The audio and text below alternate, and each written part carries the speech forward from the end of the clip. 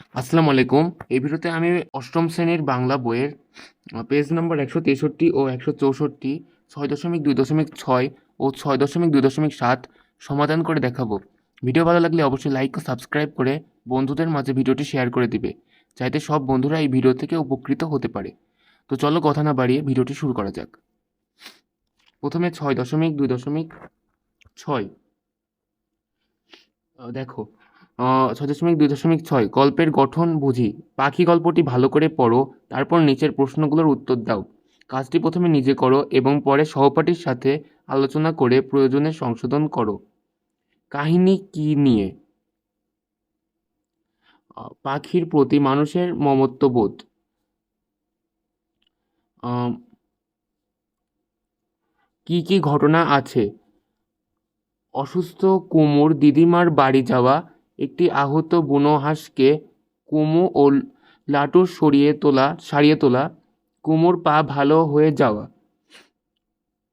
কোন কোন কোন কোন চরিত্র আছে? কুমু, লাটু ও দিদিমা।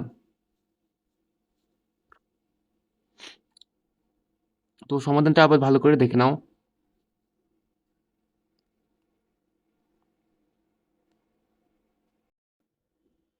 এরপরে দেখো 6.2.7 জীবনের সাথে গল্পের সম্পর্ক খুঁজি।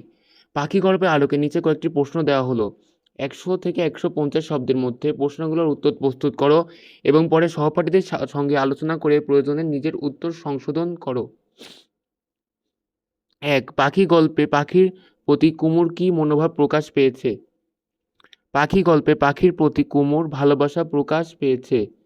কুমু তার দিদিমার বাড়িতে বেড়াতে গিয়ে একটা আহত হাঁসের সেবা শুশ্রূষা করে সুস্থ করে তোলে। এক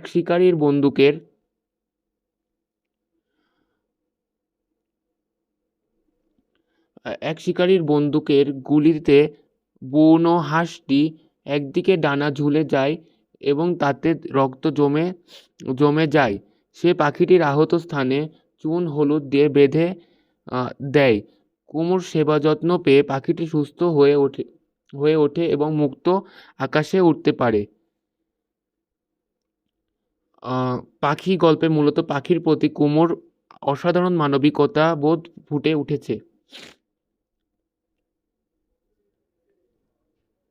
এরপরে 164 পেজে 2 নম্বর প্রশ্ন। কুমু ও পাখির মধ্যে লেখক কি মিল দেখিয়েছেন? কুমু ও পাখির মধ্যে অনেকগুলো মিল রয়েছে। এক শিকারী বন্দুক দিয়ে পাখিটিকে গুলি করার ফলে পাখিটি আহত হয়। এই আহত পাখিটিকে যে কুমু নামের মেয়েটি সেবা করেছে সেও আহত। কুমুর পাটা ভালো হয়ে গেলেও একটু খাটো হয়ে যায়। আবার বুনো হাঁসটারও একটা ডানা একটু ছোট হয়ে যায়।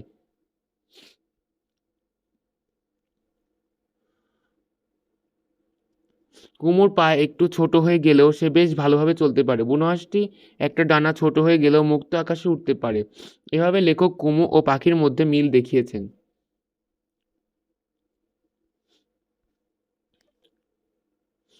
এবারে 3 নম্বর প্রশ্ন। শীতকালে বিভিন্ন ধরনের অতিথি পাখি বাংলাদেশে আসে। এসব পাখি শিকার করাকে কি তুমি সমর্থন করো? কেন করো বা অথবা করো না?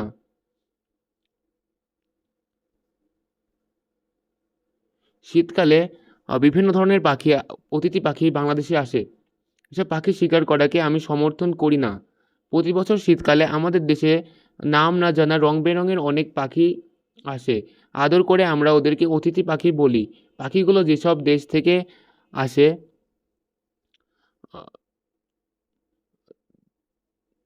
সেখানে সেখানে প্রচণ্ড শীত থাকে, ফলে এরা তা সহ্য করতে পারে না, আর এজন্য আমাদের দেশে চলে আসে। তাছাড়া এ সময়টাতে শীতপ্রধান এলাকায় খাবারেরও প্রচণ্ড অভাব দেখা যায়। পাখিগুলো আশ্রয়ের আশায় আমাদের দেশে এসেছে, তাই এসব অতিথি পাখিদের শিকার না করে তাদের যথাযথ সুরক্ষার পরিবেশ তৈরি করা উচিত বলে আমি মনে করি। তো এখানেই শেষ।